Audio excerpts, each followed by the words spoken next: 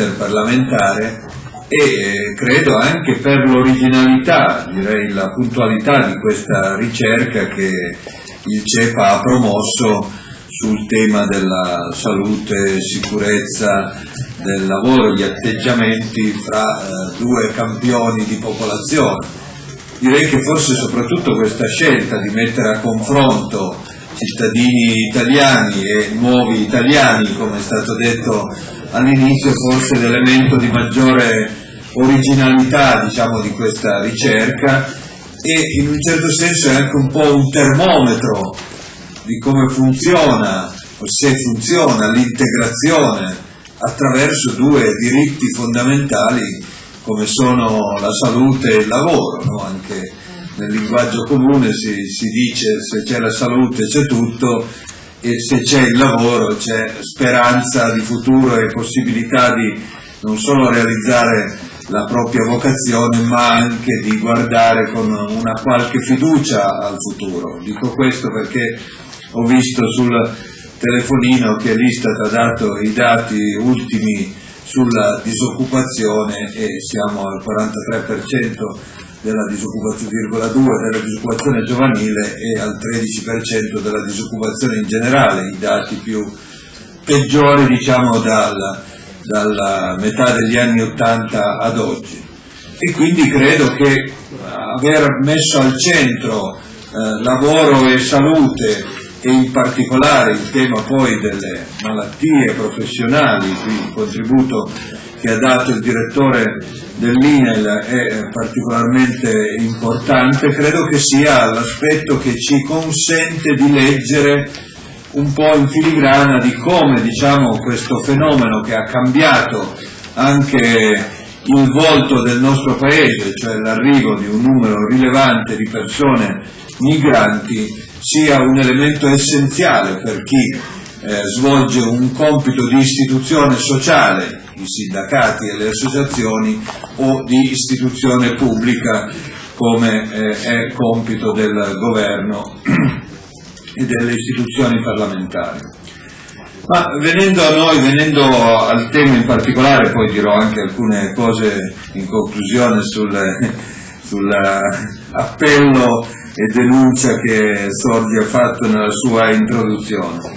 Venendo a noi, ciò che mi ha colpito della ricerca sono fondamentalmente tre cose. Primo, le distanze maggiori tra cittadini italiani e non riguardano da un lato proprio la conoscenza del fenomeno, malattia professionale, che cos'è malattia professionale, e dall'altro lato la consapevolezza e inconsapevolezza dei diritti. Su questi due binari viaggia, diciamo così, quella distanza nell'integrazione del sistema sociale nella tutela dei diritti. È chiaro che se non riconosco il fenomeno, non so, diciamo, descriverlo, non so dirlo con una parola, difficilmente saprò anche far valere i miei diritti. E quindi quelle due distanze piuttosto rilevanti che abbiamo su queste due domande ci dicono che diciamo, il tema della possibilità per tutti di riconoscere il campo del lavoro e della salute come elemento essenziale della dignità della persona è ancora un percorso ancora lungo da fare. E in questo senso quel ruolo che patronati, organizzazioni sindacali, associazioni hanno svolto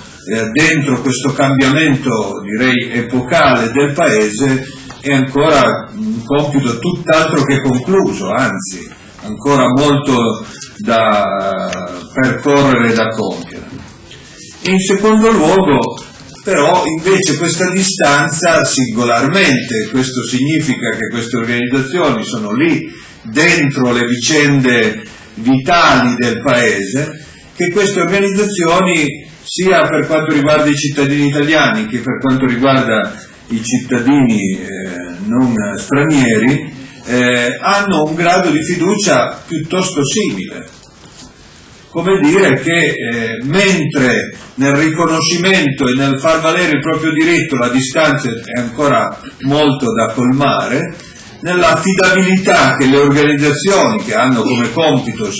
primario, statutario, di tutelare e promuovere i diritti delle persone sul lavoro, sulla salute, questa distanza è in gran parte, diciamo, non rilevante, no? E credo che questo sia un buon segnale per tutti voi che, diciamo, continuate a fare tutti i giorni questo mestiere. Significa che è stato reinventato un mestiere antico a fronte di bisogni nuovi, di nuovi cittadini che presentavano domande che si erano proposte un tempo e che si ripropongono anche oggi, ma che avevano volti, nomi, lingue, condizioni diverse. E credo che questo aspetto debba essere, diciamo, un elemento che anche per chi ha responsabilità pubbliche non possa essere trascurato o considerato irrilevante. In terzo luogo, credo che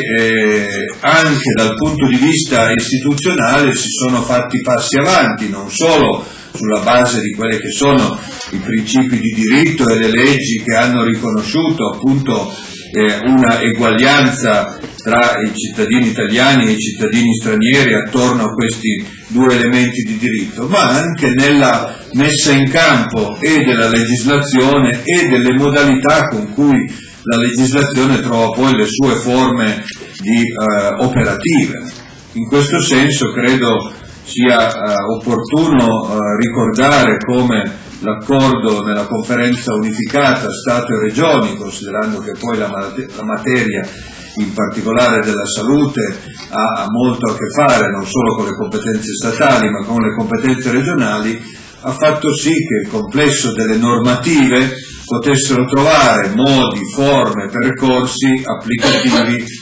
possibilmente uniformi in tutto il Paese, in modo che quei diritti non fossero, come dire, a geometria variabile a secondo della latitudine in cui si trova a vivere e a lavorare una persona. In secondo luogo credo che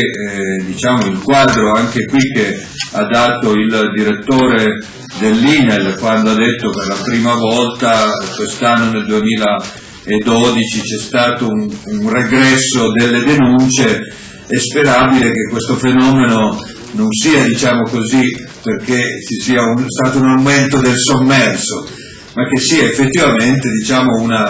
un risultato delle azioni che sono state intraprese sia dalle istituzioni che dalle organizzazioni sindacali e datoriali per far sì che questo elemento della sicurezza sul lavoro e delle malattie professionali sia sempre più al centro della nostra attenzione. E credo che su questo l'impegno non debba, diciamo, mai venire meno, e anche quanto è già stato disposto sia nelle diverse, in particolare nella stessa legge di stabilità dell'anno scorso, debba trovare un pieno compimento. Terza ed ultima cosa, anche il Ministero del Lavoro già fin dalla fine del 2012 e poi in modo più operativo nel 2013 ha cercato attraverso un portale online di creare un sistema informativo trasversale, di collegare tutti i diversi soggetti istituzionali e non, in modo da far sì che quella, diciamo, carenza di informazione che sta poi nella difficoltà da un lato nel riconoscimento della malattia professionale o dall'altro lato nella capacità di far valere il proprio diritto possa trovare, diciamo, uno strumento informativo accessibile e uniforme, anche uno strumento con una pluralità di lingue, no? Che consente quindi al cittadino straniero di avere, diciamo, un canale più vicino e più affidabile. Infine vengo alle questioni poste da Sordi nella sua introduzione. Sicuramente, diciamo così, il tema del ruolo che svolgono i patronati nella nostra diciamo, sistema di tutela e di coesione sociale non è per nulla irrilevante, non lo è per la normativa esistente, ma non lo è soprattutto di fronte a quell'emergere di nuovi bisogni che si presentano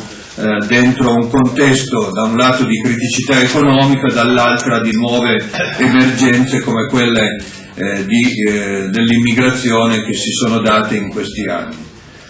Credo che l'elemento, diciamo, costitutivo, sancito anche in una ormai nota sentenza della Corte Costituzionale, dice che appunto questo sistema dei patronati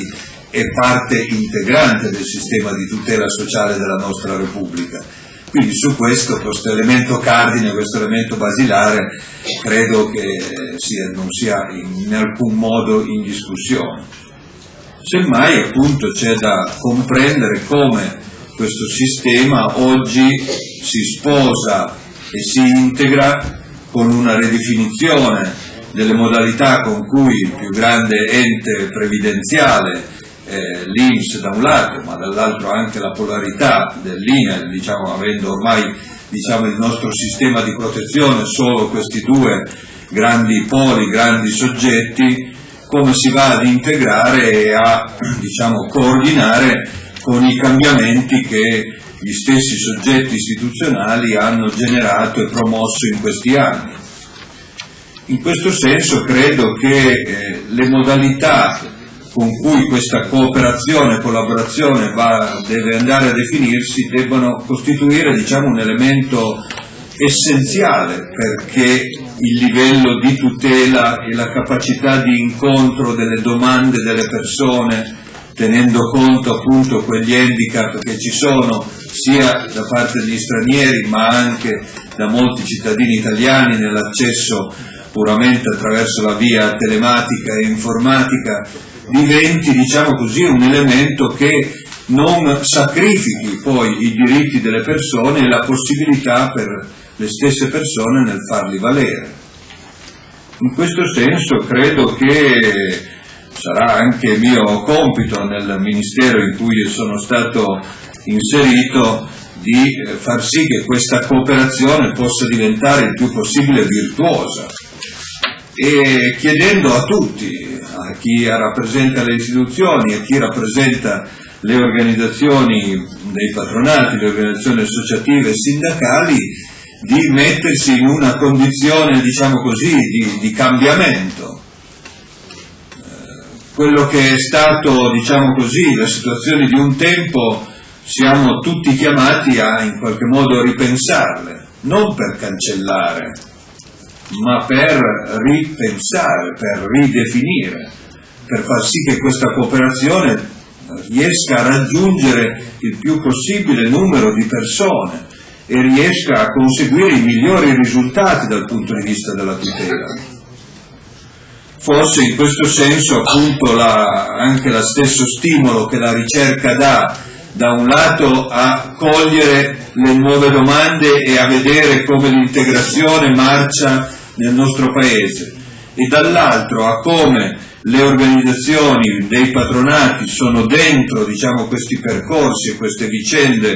che riguardano ormai tanti e tanti cittadini, lavoratrici e lavoratori, sia un elemento che debba costituire un po' la base anche per un nuovo, diciamo, patto di collaborazione. Io penso che le istituzioni, conoscendo appunto la natura e la forza e la qualità di queste organizzazioni, debbano in un certo senso da un lato chiedere di più e dall'altro lato anche dare di più. Chiedere di più e dare di più perché quando le condizioni di bisogno si presentano in modo a volte, non pochi casi, con una qualche drammaticità, è chiaro che solo uno sforzo comune può conseguire dei risultati. In questo senso l'invito che viene, diciamo, da parte vostra a far sì che questa, diciamo, situazione nuova che è venuta a crearsi, un po' per le scelte istituzionali, un po' per l'emergere di nuovi bisogni, un po' per i percorsi di integrazione che sono nati nel nostro Paese, debba appunto trovare, diciamo, un punto di incontro e di cooperazione che forse ancora non è stato sperimentato. Per me diciamo, la partecipazione a questo momento, a questo seminario, è un invito da un lato a capire meglio diciamo, questa condizione, dall'altro a farmi carico diciamo così, di questa, da un lato di queste istanze, dall'altro a diciamo, rilanciare in una dimensione, in un'ottica non diciamo, contrappositiva o diciamo così di deresponsabilizzazione degli uni e degli altri, ma in un'ottica di nuova responsabilità che possa servire il bene del Paese e soprattutto il bene delle persone che presentano il maggiore stato di difficoltà e di debolezza. E penso un obiettivo comune per il quale valga la pena lavorare e trovare anche soluzioni nuove con un pizzico di fantasia e di coraggio e soprattutto con quella determinazione nel lavoro quotidiano che certamente è un elemento che vi contraddistingue e che non può che essere. Tipologia, cioè la percezione nella quale c'è distanza tra gli italiani e i non italiani, sulla conoscenza ad esempio dell'oggetto, sulla tipologia di malattie e sulla coscienza dei diritti. Poi però c'è tutta una serie di questioni sulle quali la percezione è analoga, molto interessante sui settori che sono fonte di malattia, sugli stessi diritti, sull'iter da seguire, sulla fiducia, come è stato detto. Ma anche molto interessante la percezione sostanzialmente omogenea sulle difficoltà dei rapporti con la società. Peraltro percezione che apparentemente dovrebbe essere in contrasto con l'altro dato, cioè che c'è una larga conoscenza invece di chi è il soggetto incaricato della salute, no? Chi è il rappresentante. E qui da un lato più o meno la grande maggioranza conosce chi è l'incaricato della salute, porto nell'azienda, nel posto di lavoro, problematico da questo punto di vista. Ora, io penso che questa è una questione che interroga non tanto i sindacati, il patronato, ma il sindacato. Cioè, abbiamo un problema di sistema di relazioni. Cioè, questo punto ci aiuta a riflettere sull'incertezza generale del sistema di relazioni nel nostro Paese, che è un po' in mezzo al guado, no? Per tante ragioni complesse, adesso non le approfondiamo. Ora, questa incertezza in che misura finisce per orientare la pubblica complessivamente non favorevole al di là dei dati di merito? Io affronto questa riflessione non solo a noi, ovviamente politici e rappresentanti del governo, ma l'affido proprio innanzitutto ai soggetti, cioè ai sindacati. Questa incertezza del sistema di relazioni è a mio avviso un fattore che fa sì che alla fine nei luoghi di lavoro ci sia il bagno Maria, per il quale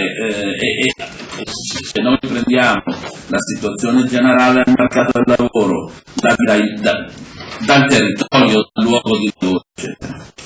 non ho bisogno di aggiungere perché siamo tutti della stessa famiglia e quindi sappiamo bene. Seconda considerazione, è molto interessante nel finale della ricerca che emerge, ovviamente marginalmente al cuore della ricerca stessa, il fatto che i lavoratori, soprattutto ma in generale anche i nostri, chiedono che c'è un problema sulla disoccupazione, che c'è un problema sugli assegni familiari, cioè che ci sono una serie di diritti che hanno bisogno di un nuovo sistema di assistenza, di una nuova struttura. Allora, qui io anche qui vorrei fare una riflessione qui sinceramente molto provocativa, spero che venga intesa dal verso giusto, visto che comunque no, il pulpito è di parte positivo. Cioè, a me pare, lo dico anche dall'esperienza che sto facendo di interlocuzione con diversi parti della società, che la struttura attuale dei diritti fondamentali, e qui il tema degli immigrati da un lato, dei precari dall'altro, diventa decisiva, rischia di essere una struttura inadeguata. Noi oggi, ovviamente, e so di toccare un punto molto critico della nostra storia, abbiamo una struttura di tutele di diritti fondata sui contratti di lavoro. Per cui, la dico con la banalità, ma tutti conosciamo, io sono un lavoratore metalmeccanico a tempo indeterminato, per esempio ho un certo numero di giorni di tutela del posto di lavoro se mi ammalo gravemente. Se sono edile è un numero diverso, se sono al pubblico impiego ancora diverso, eccetera, eccetera. Prendiamo la maternità, che pure è sancita dalla legge, però noi sappiamo di precarietà, ahimè, no, le persone si trovano di fronte alla drammatica scelta perché il diritto alla maternità contrasta col mantenimento prendiamo il diritto al riposo, che coinvolge moltissimo anche molti lavoratori immigrati che vivono soprattutto a parte più estrema dell'organizzazione del lavoro. Allora non è forse i diritti, il diritto al riposo, il diritto alla malattia, il diritto alla maternità indipendentemente dalla garanzia di legge, non siano diritti universali che io ho in tasca come la carta d'identità e posso esercitare indipendentemente dalla professione che faccio, indipendentemente dal contratto che ho, indipendentemente dalla condizione che viene dal mondo sindacale, dalle categorie prima di confederazione, so dove tocco il punto, però bisogna toccarlo, perché effettivamente questo è un tema che, come ho detto prima, questo è un secondo tema che fa sì che ci sia una discrepanza tra la percezione di merito, quando tu parli col singolo lavoratore hai delle risposte positive, e la percezione. Quindi anche questa dicotomia tra la tutela specifica di diritti e l'assenza di diritti universali che esistono formalmente ma non sono percepiti come uguali per tutti, è un tema su cui dovremo lavorare. E la terza ed ultima considerazione riguarda, e ci sto quindi arrivando, no, per gradi, la questione della fiducia. È interessantissimo questo dato sulla fiducia, è rassicurante e confortante,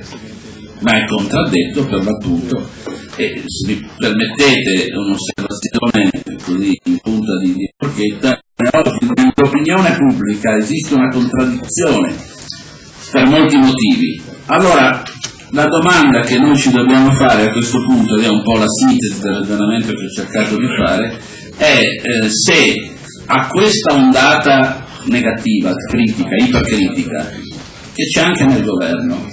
e che alcuni di noi contrastano per cultura diciamo, e convinzione, io penso che sia giusto che i grandi leader della politica, non solo della politica, i grandi leader parlino al grande popolo, ma penso che il governo delle società complesse si fa non soltanto in un rapporto diretto leader-popolo, ma attraverso una organizzazione di corpi intermedi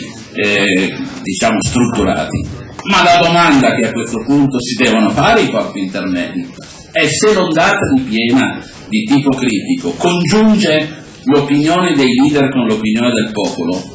Siamo sicuri che forse non è arrivato il momento di porre noi nel senso quelli che credono e quelli, una forte capacità e proposta di autoriforma? E qui è il tema che in parte è già avviato, no? Ma il punto è, l'autoriforma è un'autoriforma per pezzi o non dovremmo essere in grado di proporre una capacità complessiva di autoriforma, perché è difficile distinguere il patronato dal sindacato, è difficile distinguere i CAF dal sindacato ed è difficile distinguere il sindacato da se stesso. Quindi a questo punto forse una riflessione più approfondita, lo dico con molta, diciamo, vado giù al sodo senza girarci attorno. Il problema della governance degli enti previdenziali, ne parliamo da anni, eravamo ancora assieme a Morena che questo tema era irrisolto, ma è lì,